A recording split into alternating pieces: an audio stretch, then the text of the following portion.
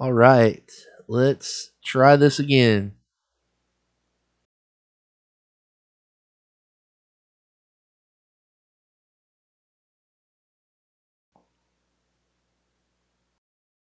All right, looks like it's still working fine right now. Don't see any drop frames or anything. Hoping that we're good to go. If any of you are in the chat, just let me know. So sorry about this tonight. I'm still not really sure what happened. Um, I was literally in. I was literally in like live tech support with Streamlabs, like trying to figure out what was going on. And anyways, all right. So again, this is going to be the first segment of Overreaction Tuesdays. We will be streaming every single Tuesday around the same time, around 8:30 p.m. Central Time. Again, my apologies, you guys. I was here on time, of course, but I had a bunch of tech issues going on. So it's almost 11 o'clock Central Time. I'm sure a lot of people are in bed, but there are still some people that are awake. We're going to talk some football. We're going to talk about all this nonsense from week one. This is the Fantasy Cure, brought to you by Real Time Fantasy Sports and Draft Hero. So again, we're gonna go through, do a little week one analysis here, do a little review, talk about some players that were major busts, talk about some players that were kind of surprising, um, talk about some players that we really should be concerned about by what we saw, and also try to keep our minds in check by trying to not overreact with some of the players that really had poor performances, poor usage, et cetera, et cetera. Right, so that's what this segment will be about, and I'll try to let everybody get here, give everybody a few minutes to get here. Like I said, I'm sure a lot of people were asleep. It really sucks because we had about 17 people in here earlier and everybody was ready to chat it up too. So again, my apologies. Hopefully, we don't have to deal with that anymore. I'm still not sure what in the world that even was, but um, it seems like everything's working now. So hopefully that will keep up for us. All right, so we kind of were going through a draft board, and we're talking about some of the players here that basically we're going through one of the last fantasy championships that I did. And again, I'll say this: this show is all related to when I'm talking about waiver wire targets, things like that. We draft in deeper leagues on real time. We play in what's called the fantasy championship, and that's a huge tournament that they host, where everything's broken down into 12 team individual leagues, $300, and you have a potential to win $500,000 at the end of the season. So these are 10. You have to start 10 players: quarterback, two running backs, two wide receivers, one tight end, one defense, one kicker, and two flex that can be running back, wide receiver, or tight end. So it's 10 starters, 10 on your bench, 20 players total on your roster. So these are a little deeper. So there might be some players you're like, why didn't you mention this player during your show, and stuff like that? It's because I'm not talking about your home leagues with your buddies that you play on Yahoo. Like these are high stakes leagues where people invest a lot of money each year, and they play in hundreds of leagues each and every season. So this is a little different. I'll try to still give some advice on some things that you should be looking at, and then if you do have any questions as far as waiver wire targets, pickups, or if I forgot someone, please feel free to chime in as well. So I was kind of hitting on before we were all frozen up earlier. I went through Jonathan Taylor had a great game. Christian McCaffrey underwhelmed. Um, his usage was very awkward. Someone had made a comment. I didn't get to read it because again we were having all these tech issues earlier. We're saying things. It seemed like Carolina took a little while to kind of get into a game flow, so to speak, and then they kind of started putting things together a little bit. But regardless, excuse me, McCaffrey had 10, basically had 14 touches on the football, which is kind of odd for him. And as well, he only had 4 targets receiving for 24 yards, and his day was salvaged completely by a touchdown. And when I say salvaged, I mean like only made it like where it's like like it didn't absolutely kill you. Because Christian McCaffrey went number 1 overall in a lot of leagues. So let's just be clear on that. And 15.7 points from your number 1 pick of your draft is not what you're looking for. So the touchdown really, if he didn't get that touchdown, his number would have been really skewed. I mean, he would have scored under 10 points.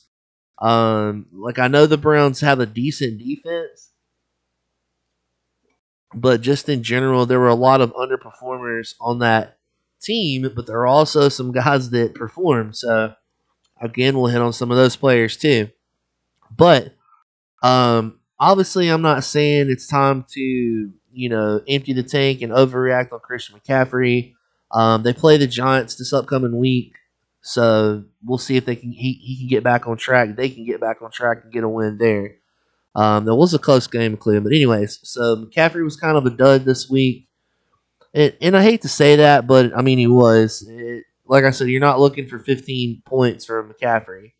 All right, on to the next. Justin Jefferson, Cooper Kupp absolutely killed it. Everyone saw Cooper Kupp on Thursday Night Football. 15 targets, same old from last year. They better hope that they can get some better effort from their other skill positions as well, because that was, he was heavily leaned on, which he will be. I get that, but it was pretty bad. But 13 out of 13 receptions out of 15 targets, and you can't ask for much better than that. Justin Jefferson, my God, another one that just absolutely killed it.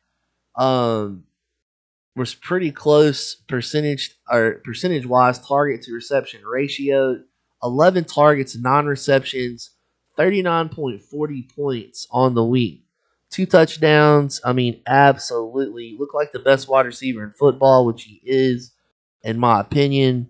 So yes, Austin Eckler coming in with a dud as well. 14. He touched the ball 18 times, which should have been plenty. He just didn't have a real big game. Didn't have a touch. If he had a touchdown, it would have made it a little better. So he was kind of around the McCaffrey deal there as far as, but he didn't get the touchdown. So he would have been around 18 points had he gotten a touchdown, but he didn't. So Eckler kind of. Again, you're not happy with his performance, getting 11 points. They go to Kansas City this upcoming week. Keenan Allen's going to be out, so you got to think there's going to be some extra targets there for him as well. Should be a high-scoring game. I believe they play on Thursday Night Football, if I'm not mistaken. So that should be an interesting matchup. And, of course, it's not time to overreact with Eckler. Let's see. Dalvin Cook. 23 touches. He had 3 receptions, 20 rushing attempts, ended up with 13.80 fantasy points for this week. Not crazy bad, but also not good and not what you're looking for. The usage was there. It just didn't pan out. They kind of stayed ahead pretty well for most of the game. But I did one thing I do love about Cook in this game was the heavy usage. So that was really nice. And I think his touchdown output will get going eventually as well. All right, so Derrick Henry is our next guy. And some people are kind of mixed on that situation. Now, the receptions, he had 0 receptions, which kind of sucks because you're used to him getting a little bit. In the reception game, it's completely obvious Dontrell Hilliard is kind of taking that situation over. Henry's always going to be, for the most part, touchdown dependent. But this could damper his fantasy stuff going forward a little bit with his numbers because 21 rushes, 82 yards is not gonna, it's not gonna get it done with 8.2 point fantasy points this week. Again, not overly concerned. They have a rough matchup versus Buffalo this week, but still, I'm still rolling Derrick Henry out every single week. Obviously, it's not time to panic. Speaking of waiver wire pickups, I don't know if Hilliard's even available in some leagues. I'm sure he is. He's definitely on the list of waiver wire targets to grab this week. Jamar Chase absolutely crushed it. Devontae Adams had a great game. Joe Mixon. Um, Let me see here. Sorry about that. Joe Mixon had a really good game. Tons of receptions for him. Again, the usage for him was insane. Now that game was kind of weird too. He didn't get a touchdown, but he did get 7 receptions for 63 yards. I mean, he had 34 touches, so that was pretty incredible. I'm not sure if T. Higgins is going to miss any time or not, but if he does, again, that could just be even more usage towards him. So, not a bad week for Joe Mixon at all, especially because we're getting him at the end of round 1 towards 2. So, not too bad for him. There is some concern with Najee. It looks like he avoided some kind of major injury. 10 rushes, 23 yards on 2 receptions and a touch. I mean, he barely scored 10 points, and that was with a touchdown. I think this is what a lot of people were worried about with him is not necessarily the usage, which I didn't really like his usage this week. I mean, he did get hurt, so he was kind of out some of the game too, but looks like he'll be back at practice this week. Nothing to be afraid of there. But Jalen Warren is definitely a waiver wire target that you want to hit on as well because apparently Najee was already dealing with some Lisfranc issues with that foot situation. So something to keep an eye on. It's not going to be a ton of running lanes in this offense, I don't believe.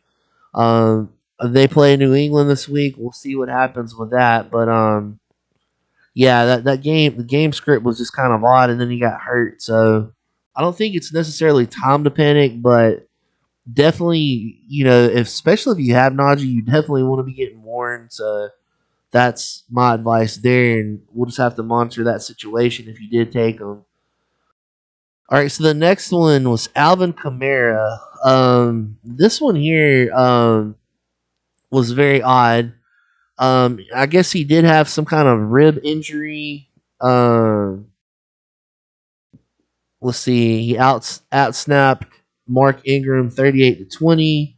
He had 9 carries for 39 yards and 3 receptions for only 7 yards. So I don't know, that whole offense kind of looked lost for a little bit there, even though they still somehow won that game because Atlanta is just terrible. But I don't think it's time to completely panic on Kamara yet. We'll have to see what these next few weeks hold.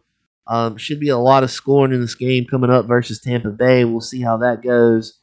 But yeah, Kamara right there is pretty tough. Diggs had a great game. Swift had a great game.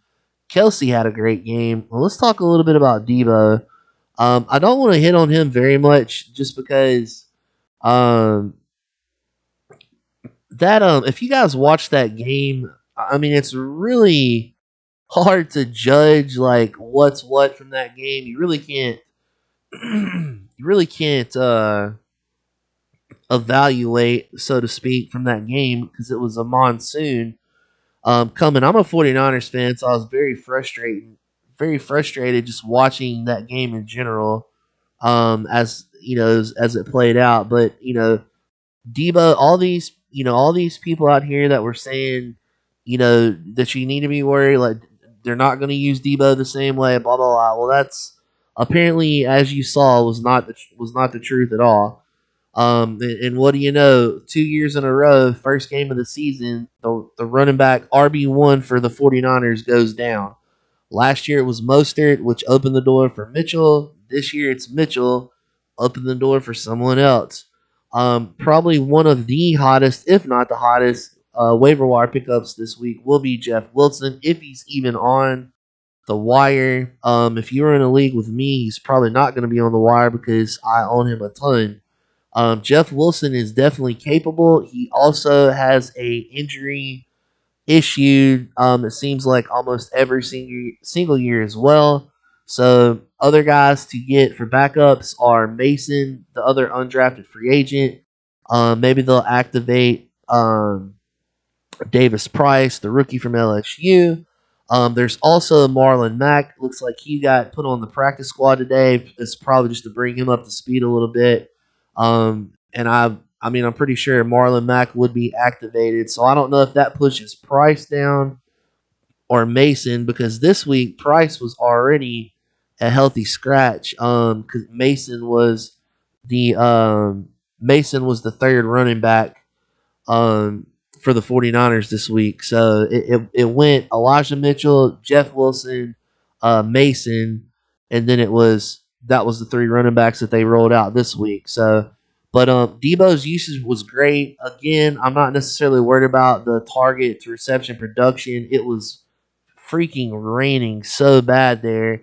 They were saying the ball felt like it was 20 pounds. The 49ers lost the game. They had busted coverage. Everyone was sliding around everywhere, which also killed the speed of the players. Like, no one could really get off and do much. Just a complete, crapshoot is what it was. But anyways, he still was able to salvage a little bit, mostly due to his rushing attempts. He had 8 rushing attempts for 52 yards and a touchdown. He also lost a freaking fumble inside the 10-yard line, which really sucked. It's a possibility he could have had 2 touchdowns there. But 8 targets in the receiving area as well. 2 receptions for 14 yards. So again, not worried about Debo's um, usage at all. Continues to be looks like it's going to be pretty good. I wouldn't worry about Ayuk either. We'll talk about that, I'm sure, too. But it was raining like crazy. Guys, I don't know if you watched or not, but it was really raining. What's up, Smirk? All right, so Javonte Williams, Saquon Barkley. Holy moly, Saquon looked amazing. He had a monster game, 18 rushing attempts, 164 yards. He also had 7 targets. His usage was off the charts, and he was super productive. 33.40 fantasy points. I think that's what Barkley lovers, he and his people have been looking for the past 2 years. He looked really healthy, seemed to come out of that game unscathed as well. So you're definitely feeling pretty good about Saquon Barkley right now if you were able to land him on your teams. Javonte Williams is another one. Had an interesting night. 7 rushing attempts, 43 yards, but had 11 receptions on 12 targets for 65 yards. He did lose a fumble on the goal line, as well as Melvin Gordon did too. Some very eye-opening stuff of that is it really seemed like Melvin Gordon had a lot more opportunities, especially in the red zone, which was, we'll have to see if that situation changes any going forward. And again, I'm sure people were frustrated because Melvin Gordon he did get touches as well. Let's see what Melvin Gordon had actually. Let me find it. Sorry, guys. 1 second. So, yeah, Melvin Gordon had 16 touches himself. He had 2 targets, 2 receptions, 12 rushing attempts. He didn't score a touchdown. He didn't do a ton in the receiving line. And again, he lost the fumble as well on the goal line. So Melvin Gordon and Javonte both kind of stunk it up a little bit as far as they both could have had a touchdown. But Javonte looked really well. He definitely, to me, looks like by far the best running back on that team. His speed and size and quickness and his vision, like, he has all of it. So we'll see how the trend continues with usage. They have a little easier matchup this week versus Houston. And we'll kind of see if Russell Wilson and those guys can get back on track. I put some of the blame too on Nathaniel Hackett. He looked a little out of place in his first game as the head coach. He didn't look very prepared, is what I'm trying to say. We'll see if that situation gets better.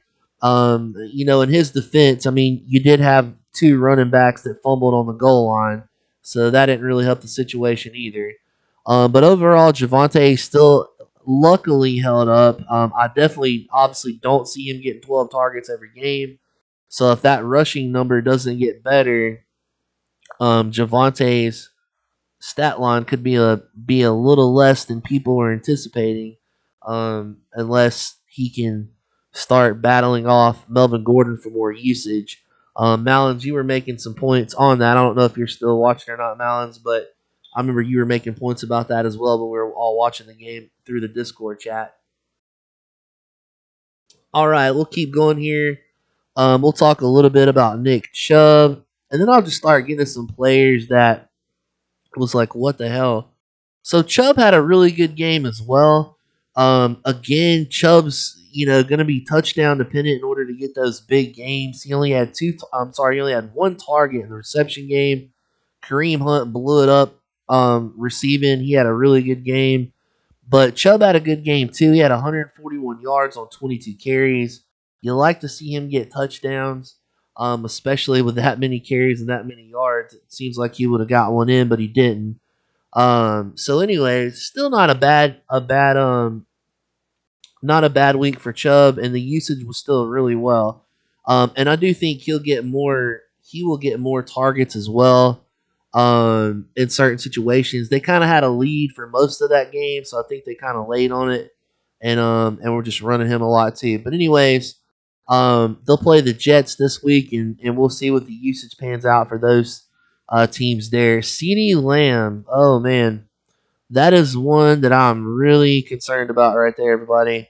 The whole CeeDee Lamb situation. I saw CeeDee Lamb go a lot of drafts in the first round, near that 10 to 12 area. I mean, a lot of people were drafting CD in the first round, right there at the 12. The end of the first round on that turn to the second round. 11 targets, 2 receptions. So completely horrid as far as percentage production from targets to reception ratio. That is not what you want to see. And that was with Dak for most of the game. So some major concerns for Dallas Cowboys just in general. He only had 29 yards. It just looked like he wasn't even on the same page with Dak, which now Dak's gone for half the season. Um, now you're dealing with that situation. Cooper Rush. I mean, who knows what's going to come with that? I mean, the one thing I will say, I don't think it can get much worse. It's still hard to believe that he had 11 targets and he only got 2 receptions. So major issues there in Dallas. I would definitely be worried about that situation. Again, I'm not saying an overreaction, as far as like you're not going to drop them. It's week 2. You're not going to do anything stupid like that. But I'm just telling you, like that was very eye opening, and he was basically drafted as a first round pick, and that is not looking good. And many reasons why. So maybe he continues to be the target hog. Um, we'll have to see. Schultz looked pretty good. Schultz got his. So I mean, CD got his targets too, but just didn't produce. So we'll have to monitor that situation as it continues on. All right, some guys I want to talk about here is if you drafted, let's see, Fournette. Fournette, he had a pretty good game. His usage was awesome. I would definitely be worried about if you drafted Ezekiel Elliott. I know it looked good on paper. I know everybody, it was hard not to draft him, and a lot of people drafted him in the 3rd, the 4th, and the 5th rounds when he fell. But this draft I'm looking at right now, he went in the last pick of the 2nd round. And this poor guy here had 2 terrible picks, or looked terrible as far as week 1 goes. His next pick was Travis Etienne. For whatever reason, I think people were thinking that Etienne was just going to take that job and run. As you saw, Travis Etienne had 8 touches. So that was James Robinson ended up with I think 60% of the usage rate for the at the running back position, while ETN had half of that. So that is not a good situation right there. Now that could change. James Robinson is coming off an Achilles. I mean, there's always a chance for re-injury to something else. Um, but as of right now, I mean, it's going to be hard to say ETN's your RB1. He was drafted as an RB1, so he was drafted in the third round for pretty much all this season. Um, Now I did take a shot at him on a few of my teams, but it was like late, like super late in the third round, and he definitely wasn't my first running back. So again, if you do have him and you're one of those teams that haven't thrown him out there as your first running back off the board, you were definitely not happy with 8 points. I don't know. We'll see how. Again, have to keep monitoring that situation weekly to see what comes out of there. But if you drafted ETN, that was not the usage that you were looking for. And I'll say this too. To be fair, I think a lot of the sports media are completely full of shit. By the way, and there's just no other way to put that. And I feel really bad because it's sad enough. Like the world we live in these days, you can't get accurate, honest, reportable information about just simple things. But they really made there was a lot of articles, a lot of things out there that made James Robinson seem like like he wasn't going to play for a while, and just all these skewed things. I will tell you guys, you got to dive deeper. I'm hoping to be a honest resource going forward for everybody. I have major plans for the fantasy cure for this show, amongst other things that are going to be talked about and launched for next season. But I'm just telling you in the now, there's not many I will say honest resources out there. And I don't know if that's just for clickbait or just people are throwing ideas out there hoping to land, go 50-50 on them or something. But it really pisses me off, and it's really embarrassing for the community in general, in my opinion. Like it's okay to be wrong, and I'll be the first one to tell you that I'm not going to be right on a lot of things. But I'm not gonna feed you some bullshit either. That's just completely skewed, and I'm not even though like I'm competing and I'm trying to win these leagues as well, like I'm not going to tell other people and hold this platform without having my integrity attached. You know what I'm saying? So if you can get anything out of from what I'm saying and what I'm talking about, like I'm not trying to um I'm not looking for an edge on anything. I'm actually trying to help people. All right, so with that said, let's keep going. We'll talk about James Conner a little bit. James Conner, the Cardinals, just in general, it was a rough matchup. They got their asses handed to them. I don't think anyone was surprised. Rondale Moore didn't play. Ertz was really banged up. He wasn't. We weren't even sure if Ertz was gonna play. The running back situation, Connor's usage was still pretty good. 16 touches. He got 6 targets, had 5 receptions. Thank goodness he had a touchdown. It's 2.6 yards per carry. Didn't like that at all. But I think Connor, just usage wise, if he can hold up health wise, will just by usage alone will continue to be decent. Michael Pittman Jr., of course, was a massive, amazing production, usage, just all the way around. All right, let's keep going through here. If you drafted Mark Andrews, you probably weren't ecstatic either. Again, they kind of had a decent lead for most of the game. Still had 7 targets. I don't think it's time to worry too much about that because as they get into some better matchups coming up this week versus Miami, they're going to have to be scoring some points. Let's talk about, let's see, A.J. Brown blew up. Of course, Deontay Johnson. Again, it's hard to argue with 12 targets. He had 7 receptions for 55 yards. Not exactly what you're looking for out of Deontay, But again, his usage is super safe, and he will. I still think he'll have his games for sure. Now the next guy I was talking about that still scares me a little bit, but just plays in a great offense is T. Higgins. In week one, he's already out concussion protocol, missed most of the game. He had 2 targets, 2 receptions for 27 yards before he went out. I just worry. T is just one of those guys that I absolutely love, man. I had him on a lot of teams last year because I want to say I was getting him in like the 7th round, around the 7th round last year, something like that, 6th round, and he really paid off. This 3rd round ADP of his this year was just really scared the hell out of me. To be honest, it's got a lot to do with just how he plays. Because he throws that big body around, and he always seems to be banged up, like after every catch he makes. This, that, and the other, and I'm not necessarily worried about his usage. We can't really tell anything. Like I said, he didn't play very much before he went out of that game. So luckily, it was just a concussion, and hopefully, he's able to get back before this juicy matchup versus the Cowboys. But again, T is one. It's just one of those things, kind of frustrating. He's already banged up. Elijah Mitchell. Oh my gosh, what a pain in the ass, right? So Mitchell goes out first quarter or second quarter, and he's done for half the season.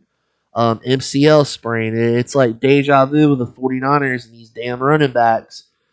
Terrible field conditions, terrible field. I think I read a stat somewhere where Soldier Field was like one of the top, if not top, um, fields that people tear their ACLs, have ligament damage from. They just have an awful field in general. So nothing much to say here except if you had Mitchell, you really should have had Jeff Wilson on your team. I talked about Jeff Wilson a lot preseason too on some of the shows. I know a lot of people were drafting the shiny new guy, Price Davis, but he wasn't even active last week. So hey, Fabian, how are you doing? Fabian says Dak replacement. Well, as of right now, I mean, it looks like Cooper Rush. There's been talks about all kinds of things, from Mason Rudolph to Tyler Huntley to Jimmy Garoppolo. I'm not sure where they'll look. I mean, Jerry Jones seems to think that Dak's only going to miss like 4 to 5 weeks and could come back with it, but I'm not so sure. Because that's on his freaking thumb, man. And if he can't grip the ball, I mean, how the hell is he going to throw well? And you don't want him re-injuring it as either. So I mean, he did that same thing. Here's the other thing. That just didn't happen one time, guys. He threw the ball in his hand, like hit another player's hand or helmet like 2 times, like to do that damage. So there's always going to be potential for re-injury as well. And I remember Jimmy G had something like that as well. It wasn't quite as bad, but really kept him down. And like you gotta be able to grip the ball and spin it a certain way to be accurate. What's up, Fozzie? So that, I mean, as of right now, Fabian, honestly, it's gonna be Cooper Rush from everything I've seen. I'm not sure which I'm sure we'll find out in the next day or so if they're gonna bring in other guys or if they're gonna try to trade for someone that's a little more higher end. But yeah, Shane Falco, exactly. But Jeff Wilson is definitely a waiver wire target to add. Look into this Mason kid. Just kind of keep up with the news as we go along through the week. This undrafted free agent from this season, Mason, for the 49ers. He was the 3rd running back on the depth chart for this first game. So I see no reason why he still wouldn't be in the mix. Now, I know they added Marlon Mack today, so we'll see how that situation shakes out as well. All right, so we'll keep going here.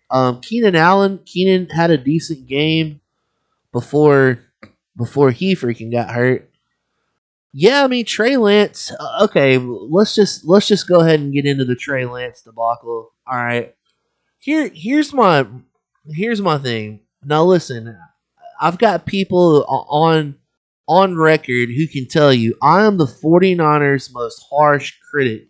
They are my football team. I love the 49ers, but I am super easy to get heated when I don't see or believe things are right, etc., etc. I cannot give an assessment of Trey Lance from that game. Like, how could you? It If you watch the game, guys, it was a complete disaster as far as the weather. Like, it was impossible to throw a ball. The damn football weighed 20 pounds. Like, your receivers couldn't cut. They couldn't run. The people were sliding around everywhere. The defenses, they didn't have any footing. It was really hard to assess anything from that game other than it was just hard to move the ball, in general. Now I saw some throws that I really liked from Trey in that game, and then I saw a couple that I didn't like. But again, it was pouring down rain the whole game. The field was completely wet, and all that nonsense. So it's really hard to tell. What's up, J-Bo? Um, I mean, Trey Lance, to me, I've heard people go back and forth on it. Here's the thing. Here's my opinion on it. If you go back to Jimmy Garoppolo, then everything is ruined. You already know what you have in Jimmy. And let's not forget, Jimmy Garoppolo almost lost to the Bears last season. Jimmy Garoppolo had this 49ers team at 2-5 last season. Going into week 7, they were 2-5. So let's not pretend like he's just a piece of gold sitting there waiting to take the reins and he's going to make everything better, because he's not. And, so that's where I'm at with it. I don't want to see Jimmy Garoppolo. I wish he would get traded and go away, because I, as a 49ers fan, and I think what's best for that situation is that he never plays for the 49ers again. And if Trey Lance is not the guy and he doesn't continue to, if he doesn't continue to get better, to develop, and if he's not going to be the guy, then you can move away from him. But you don't go back to Jimmy. So you don't do that. So that's where I'm at with that whole situation. As I've told some people after watching Sunday's game, like, I feel like you're going to need like half the season to make an assessment on Trey. How can anyone say anything about, oh, he's this or he's played 3 games in 3 years? Literally, the kid has played 3 games in 3 years. So there's not enough tape there. There's not enough situational football. There's not enough repetition. There's not enough any of that. So I need to see more to even make an honest assessment about it. I don't expect him to be Josh Allen or Patrick Mahomes or any of those guys. But I think he can work towards being pretty decent. He has plenty of athletic ability. It's just, it's hard to say. Like, I'm not going to sit here and lie about it. Like, I think he's the next, Steve Young, because I don't believe that he is. But I do think he has a high ceiling, for what he can be. And we'll have to see what Shanahan does with that. And again, I can't really say much from that first game because, I mean, no one really did anything. Good question, though, Fabian. All right. Let's move on to another bust. Holy Cam Akers. Oh, man. This guy here was just, oh, my gosh. Yes, if you drafted Cam Akers, it's definitely time to overreact and be like, holy moly. The usage was not there. The head coach called him out after the game. I'm not sure, man. Now, to me, Henderson is not some Daryl Henderson. To me, I've never thought Daryl Henderson was very good. So, turn this fan. I'm sorry. So I'm not. If you have Akers, like, there still is a chance. I feel like Jim Carrey. So you're saying there's a chance? There still is a chance, I believe. Because Henderson is very injury prone as well. And I just don't think that Henderson's gonna be able to handle that load. Um, So it's just something that's frustrating. There's no way I would put him in your starting lineup. I made that mistake. I've only got him on like 3 leagues total out of my 50 leagues or 45 leagues, but still, unfortunately, I did play him a couple of times, so that was a big slap in the face. But it's definitely, if you have Cam Akers, leave him on your bench. You're just gonna have to make other um you're gonna have to put some other choices in and kind of go from there and look at the waiver wire to pick up some folks to try to help you out in the meantime if you didn't draft very deep at running back. And we'll have to see how the Cam Akers thing pans out over the next few weeks and see if that usage gets an uptick. I mean, I will say I think if Cam Akers can get the usage, I think he can produce. But if he's not getting the usage, I mean, something's definitely wrong there between him, the coach, and everybody else. All right, so that's not the only Rams player we need to talk about who was also a third, fourth round pick. Let's talk about Allen Robinson. Um, you would think with the Rams getting their asses handed to them most of that game, all the scoring that was going on, that you would have thought that Allen Robinson would have had a pretty good game. Wasn't the case. Allen Robinson did not have a very good game. Allen Robinson's usage was absolutely terrible. He had 2 targets, 1 reception for 12 yards. That was his game. Um, so, you know, I think McVay blamed the rhythm of the offense. He said it wasn't supposed to be like that, yada, yada.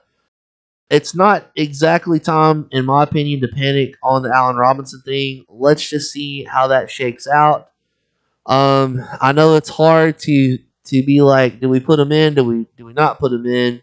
Um, I mean, unless I just have a shoe in to put somebody else in my lineup in that situation, we'd have to just talk situational player versus player at that point. But I'm probably still going to give A Rob another shot this week. They're playing against Atlanta Falcons, and they definitely need Allen Robinson to be a key piece of their offense. I mean, they got absolutely hammered.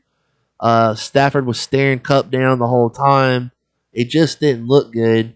So they definitely need other players to step up, and we'll see. Hopefully this time next week when we do the next Tuesday episode, then we'll see that Allen Robinson had a pretty good game, and if anything, his usage, um, had an uptick. All right, now let's talk about another one because this guy was like hotter than fish grease, coming off coming off in drafts as high as the 4th round those last couple of weeks, consistently in the 5th round. Let's talk about Dameon Pierce. Again, talk about kind of a slap in the face. Pierce has looked like the best running back all through the preseason. Looked like he was just gonna manhandle that thing. I mean, he did have 12 touches. He had 11 rushing attempts for 33 yards, 1 reception on 1 target. I really thought they'd get him more involved in the passing game. It was a pretty tough matchup versus the Colts. Their defense is pretty solid, but he only played 29% of the offensive snaps. So very concerning there if you drafted Pierce as a 4th, 5th round pick. That really sucks. Now Rex Burkhead, on the other hand, ended up with a ton of usage. Rex actually had 8 targets, 5 receptions, 14 rushing attempts. So he touched the ball 20 times with potential of even more that was meant for him. He still didn't do much with it either. He only scored 12 fantasy points, but still, he played on 70%, 71% of the snaps in week 1. So kind of head scratching there. It's just one of those things you're going to have to be patient with. If you drafted Pierce, which is kind of why there was no way I was drafting him that high to begin with. But now for the people who got him a little later on, which a lot of people did when they were drafted earlier TFCs, that's going to pan out for you, I'm sure. But as of right now, it's going to be hard to put him in the lineup. Maybe that was just a weird circumstance. Game flow was kind of odd. I'm not really sure, but Burkhead getting 70-30 split there is kind of rough. It's going to be very hard to place him in your lineup for this upcoming week for sure. So again, if you got better options, like you might want to think it over. Another guy that was drafted super high, as high as the third round in a lot of TFCs, was Brees Hall. Now Brees Hall did get pretty decent usage. He was clearly, the RB2 once again behind Michael Carter. But, he did get 10 targets in the passing game, which was really cool. He did lose a fumble. And he also got 6 rushing attempts. So usage wise, I think the usage wise is fair there. I do think is the more the season comes along that he can probably take that job over. I just don't know how good the Jets are going to be. They didn't look very well. Their O line's pretty depleted right now too, and their quarterback situation is off and on between injuries. So gonna have to stay patient with Brees Hall there. A pretty tough matchup versus the Browns at Cleveland this week too. Again, if you have to roll him out, you got to do what you got to do. His usage, like I said, was decent.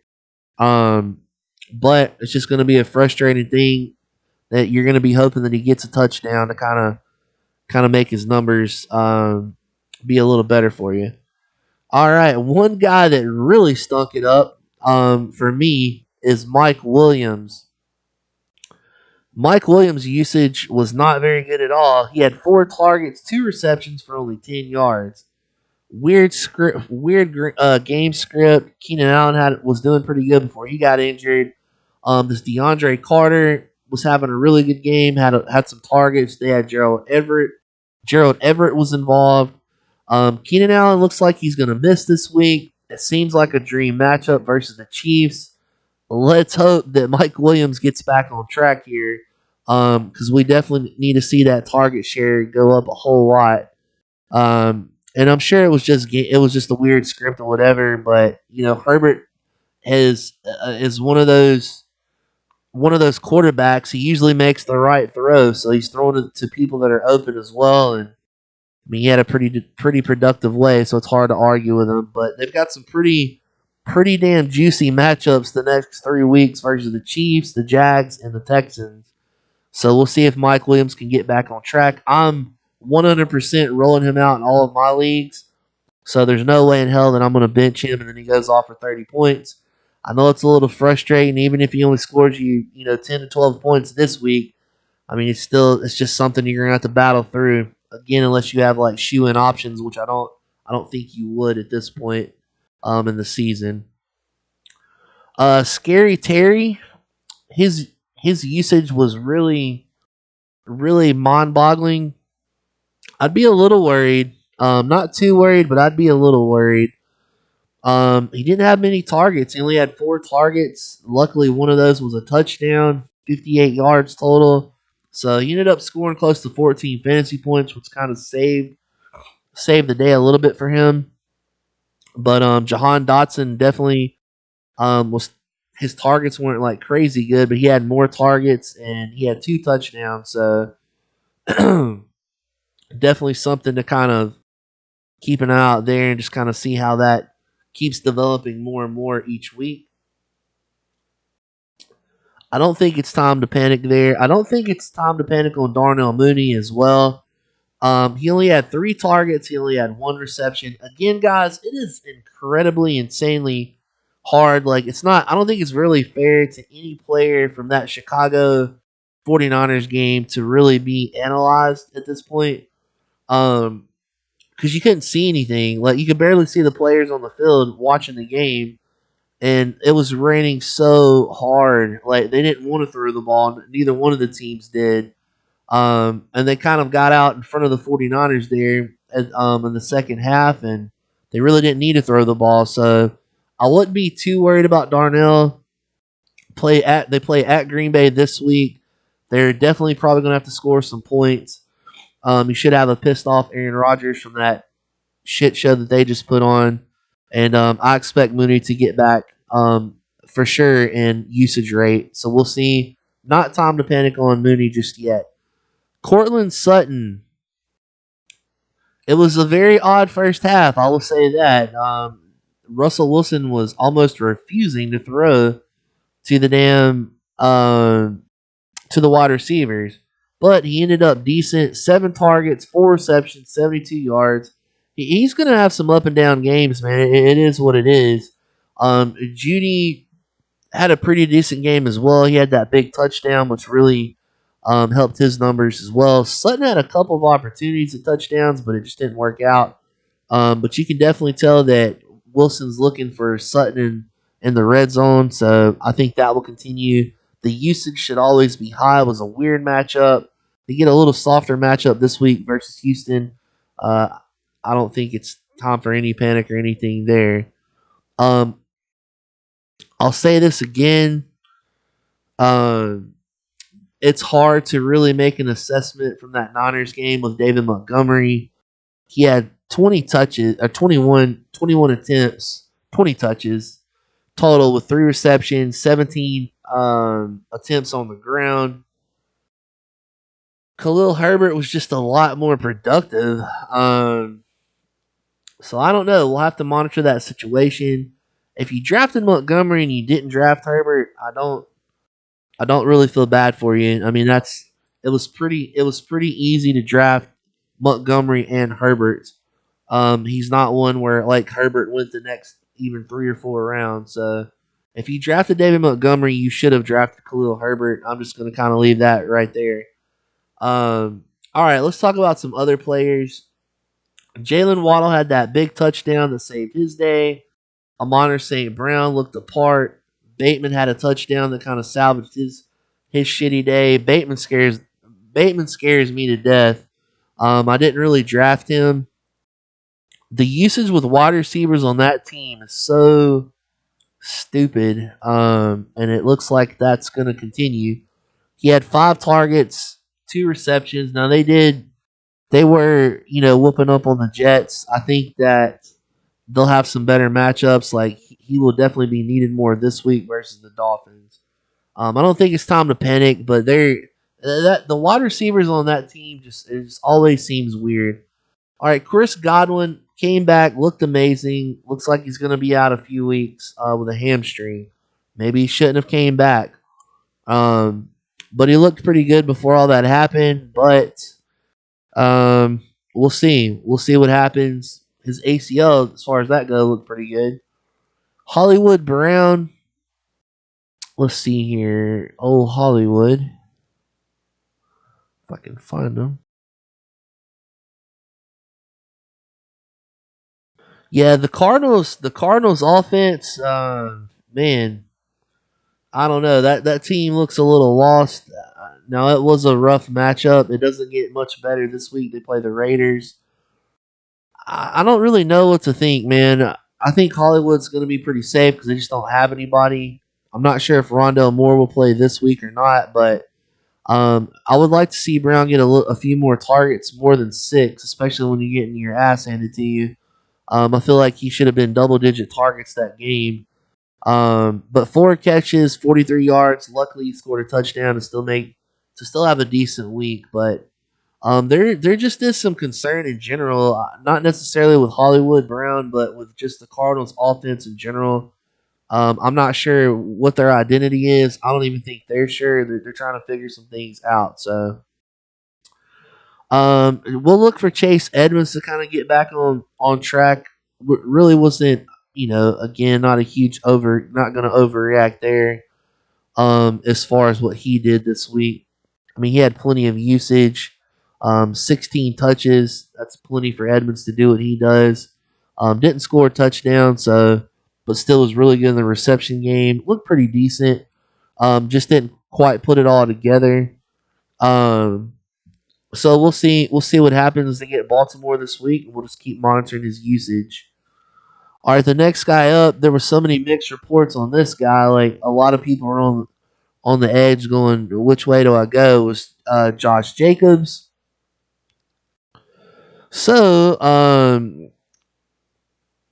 it was a pretty weird situation. He got 11 touches, only got 57 yards, only got 1 reception. We knew the reception thing was what was going to hurt his value. It's just a tough situation if you have Jacobs. It really is. He's nothing more than a flex play if you need him in there. I would definitely be looking elsewhere, depending on the situation. I mean, 'cause they're playing Brandon Bolden now. Amir Abdullah didn't really do nothing this week, but uh, Josh McDaniels was using one of his Patriot guys. He had Bolden there doing work too, and he got Zamir White waiting in the rain. So just have to monitor his usage, and if you do have to start him, you'll just have to hope for the best. All right, we'll keep talking about some more guys here. I don't really see him. I'm gonna try to find some more panics. Juju looked really good. Hopefully Kittle can get back and play this week. We'll see. Judy got that touchdown we talked about. Um, let's see. We'll also hit on. Okay, we'll talk about Michael Thomas a little bit. Thomas looked really good. Looked healthy for once. Man, if he can stay healthy, I really think Michael Thomas is going to pay off. For a lot of people this year. His usage was really well. He had 8 targets, 5 receptions, 57 yards, 2 touchdowns. Kind of slowly integrated him back in, but I think with each game he'll just keep getting better and better. Some players that are very eye-opening that are going to be very hard for me to start week 2 are Kadarius Toney, Amari Cooper, Chris Olave, Robert Woods. Now, Lazard didn't play last week, and really no one on that team did anything to just make me go, oh, man, when Lazard gets back, I don't even know. Christian Watson really had a big opportunity there. He would have walked in for a 70-plus yard touchdown, and he literally just dropped it. Just went right through his damn hands. So, I don't – I mean, if he plays this week, I don't see why he wouldn't get a ton of opportunities. But, as far as the Kadarius Toney and Amari Cooper, Olave, obviously Tyler Lockett kind of worried me anyways. Devontae Smith, completely just disappeared. And that was a high-scoring game. So, I mean, he didn't even – I don't even think he got targeted, did he? Hold on. Or did he get targeted? He had 4 targets. He just didn't. Yeah, I mean, he had 4 targets, 0 catches. I mean, he put up a goose egg. You're going to have to see. I mean, this should be another really good, high-powered offensive game this week. They're playing the Vikings, so it could be a lot of points. We'll see if Devontae can get back on track. Man, it's just going to be – it's hard not to put him in your lineup this week versus the Vikings, but damn, it's hard to put him in there as well, putting up a fat 0 for you. So that's kind of worrisome for me for sure. Miles Sanders looked pretty good.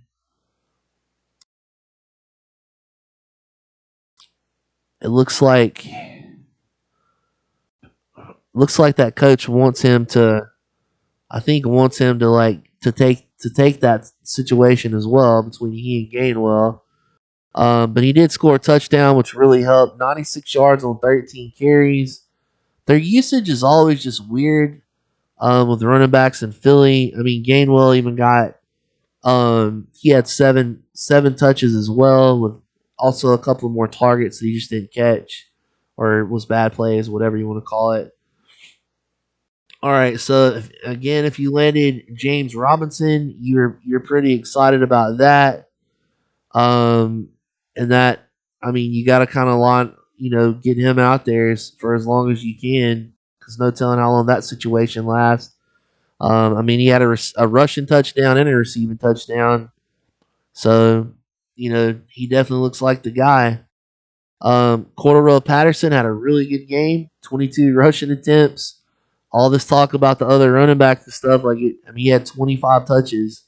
So, it's gonna be hard not to say you don't like that guy. I didn't get Patterson quite as much as I should have.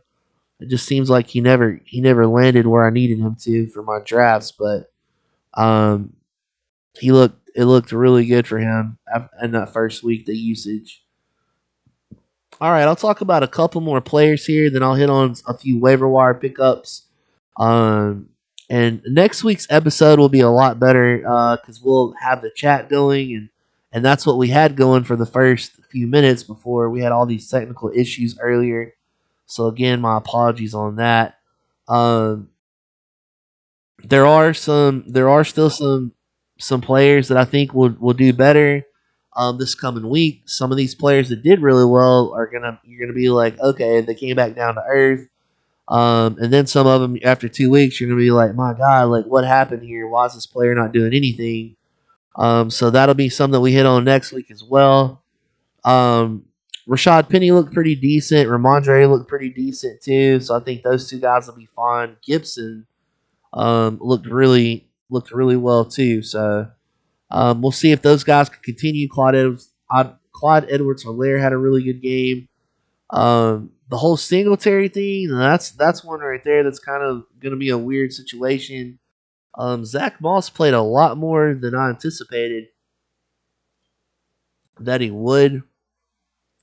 And then of course James Cook came in, he fumbled, but so we'll have to just keep an eye on that usage as well. Kenneth Walker is supposed to play this week versus the 49ers. So I'm not sure what his initial usage will be or what the plan is even for him. We'll have to see on that. I will say this as a little note is Rashad White looked damn good when he had an opportunity. So if anything happens to Fournette, man, I really think Rashad White's gonna be a nice player to have. Um, all right, but let's talk about some waiver wire pickups. So I've got a few guys here I want to talk about, and again, I'm kind of going off the TFC. These are deeper leagues that we drafted, things like that. So obviously, Jeff Wilson is going to be a major pickup for a lot of people if he's even available. So Jeff Wilson Jr. is definitely a guy. He will be an RB1 for the 49ers. And Shanahan loves him.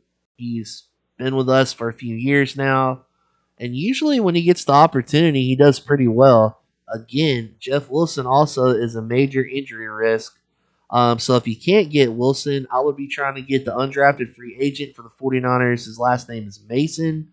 I would also keep track of the news tomorrow if you're putting in wires for Wednesday night and just kind of see if we get any updates on Marlon Mack, if they actually sign him or not. Davis Price might be on your wire, but Jeff Wilson's obviously the number one you want to add. But I mean, if you can get him for a few dollars, some of those other guys, it's worth grabbing and just stashing if you have the room to do that. If not, understandable. Jalen Warren and Dontrell Hilliard. Warren is the RB2 to Najee Harris on the Steelers. He was already dealing with a Liz Frank injury, and now he did get hurt in that first game. Seems like he's okay, though. So, I mean, it's a smart move just to go ahead and have Warren on some teams. Again, a stash and hold just to kind of see what happens. If Najee did get hurt, then you have the starting running back for the Steelers. Dontrell Hilliard, I'm not going to overreact and pretend like he's going to get 20 plus points a week, but the dude is talented as hell. He's got like another gear. He's real shifty. He complements, excuse me, Derrick Henry really well. So especially if you have Derrick Henry and he's on your waiver wire, I would definitely be picking him up as well. Another guy I've seen on some wires too is Eno Benjamin. That's James Conner's backup. So if anything happens to Conner, etc., then Eno will his production or usage will increase.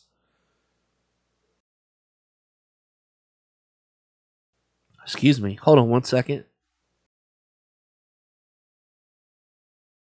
I had that fan was like making my throat dry. Sorry. So Eno Benjamin, I mean, he still had 7 touches last week, 11 yards per reception was pretty cool. 4 rushes for 28 yards. I mean, he almost scored 10 points. So, and he really didn't get much usage. So maybe he will get more. They'll get him more integrated. Obviously, the next one's going to be Rex Burkhead. As far, I mean, it's hard to argue with 20 touches. I don't know if that continues, but it's hard to negate that he even got that week 1. So we'll see how that shakes out. But Rex Burthead's one. Donovan Peoples Jones. That's something. That's one that we can hit on a little bit here. So Donovan Peoples Jones, he had 11 targets, 6 receptions for 60 yards. Didn't get a tutty, but he had a really productive week as far as usage. Um,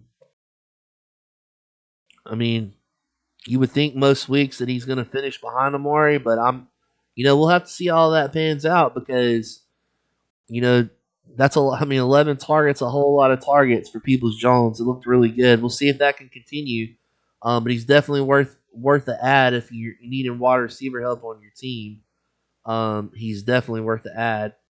Another one that I've seen on a couple. Now this will be more um, towards like your home leagues and things like that. I think Russell Gage could still be a good pickup.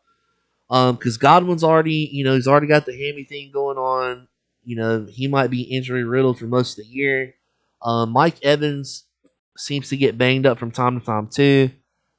If they're going to use Julio the way they did the other night, I'm not sure Julio is going to last even half the season.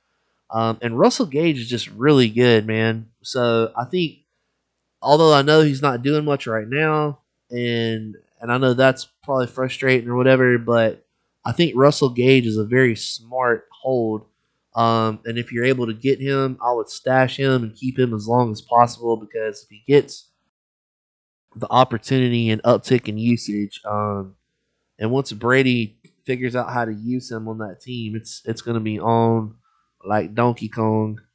Um, so that's for the most part are some of the guys that I'm going to be targeting, or that you should be targeting as well. Here, let me look and just see. There's probably a couple of more. Again, yes, Marlon Mack.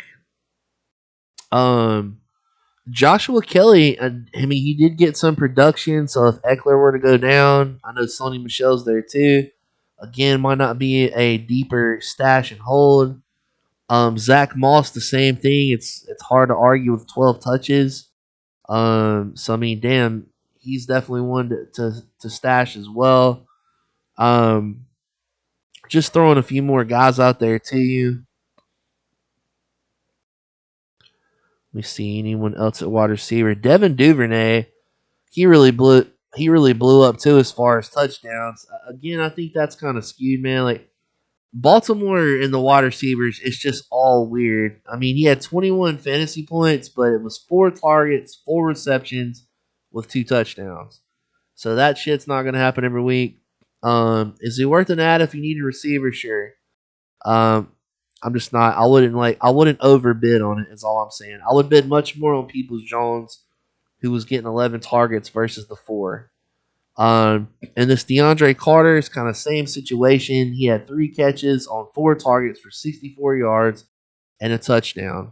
With Keenan Allen being out, could help. I don't think Keenan's going to be out that long, but again, if you need a starter for this week, or if you're having major issues at wide receiver, he's worth an ad. Sterling Shepard scored a long touchdown, only got 4 targets. I don't know what in the world the situation there is with wide receivers, but it scares the hell out of me right now. Shepard's always going to be a guy, but he always gets hurt, and he's literally probably 1 concussion away from career ending, like him retiring forever. So just keep that in mind. I wouldn't bet, but he could be a cheap little stab for you for sure. Now there's this guy that plays for Arizona Cardinals, Greg Dortch. He's another one that I would kind of look into as well. Now Rondell Moore is supposed to be coming back. I don't know if he will this week or not, but he had 9 targets. Dortch did for 60. He had 9 targets, 7 receptions, 63 yards. Um, Again, it's kind of hard to just don't overbid. Don't overbid. Worth stabs if you have the room. If you need someone to plug in, um, maybe Rondell doesn't play this week again. Maybe he's the guy. And maybe if he has another week of really good production, then he just becomes a guy that's gonna be plug and play. So, um, let's see. Noah Browns is another one. Had 9 targets, 5 for 68. But Dak's going to be out for a while. I'm not sure how much Cooper Rush or how that whole situation is going to look. The Cowboys just looked really bad. They didn't look in sync at all with their offense. But um, I mean, again, worth a cheap flyer. Kyle Phillips is definitely a guy that I would be looking to add. 9 targets, 6 catches, 66 yards. He led the team in targets, almost 30% target share, and he's definitely on my radar. He is probably my number one wide receiver target out of all these guys that I talked about. I was just kind of saving him for down the list, but Kyle Phillips looked really good in training camp. They all raved about him. They all loved him. And as you saw, they're definitely going to use him. So I think he could be another really good piece. Kind of think of him like a Hunter Renfrow type of deal. Just doesn't really drop many passes or anything. So not sure if he's just like going to be like a weekly starter for you. We'll have to just see how the usage keeps continuing to go.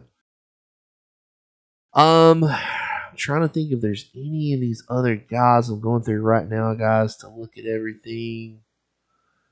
Um,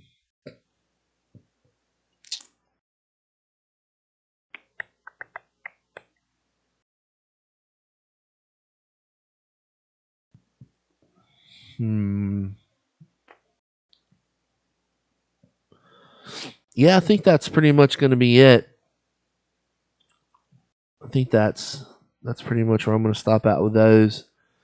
And then if you're needing tight end, the OJ Howard thing was really skewed too. 2 targets, 2 receptions, 2 touchdowns. So I don't know what to think of that. We all know that he has an immense upside. It just never seems to pan out. But I mean, that was pretty crazy. He hasn't even been there that long with their team.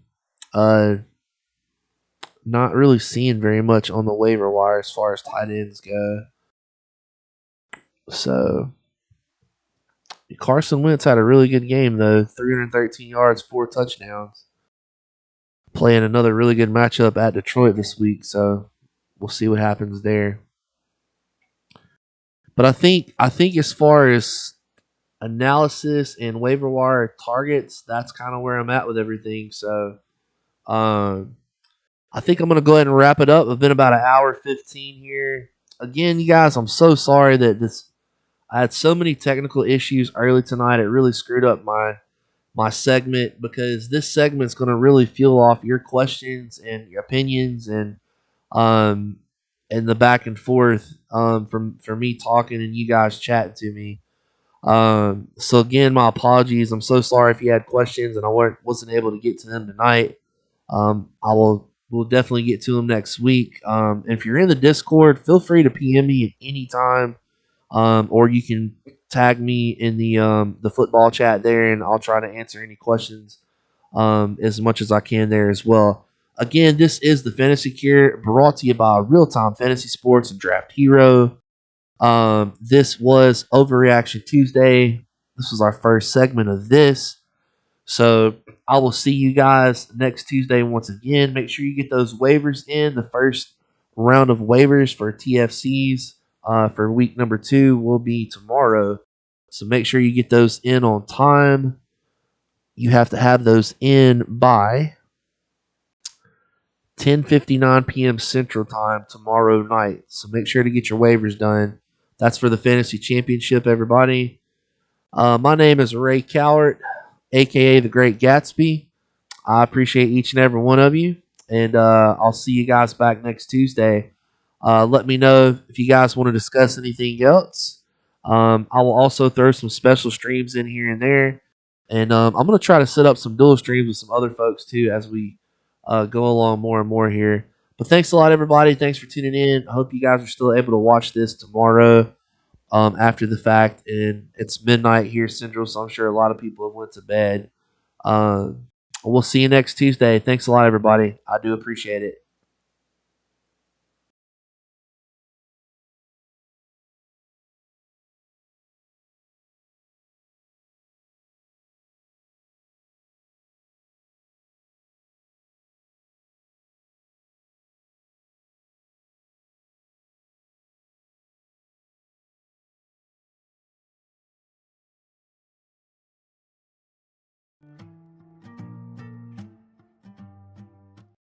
so did Allah. Always forever, we're short like I thought. So long until we meet again. So long, I don't need you, my friend. So long, I got 3 in the Benz. So long, I'ma be like the way I got voices in my head telling me things, tryna incite the violence. I never liked it, I tried to fight it. Last night we talked and I think that he's my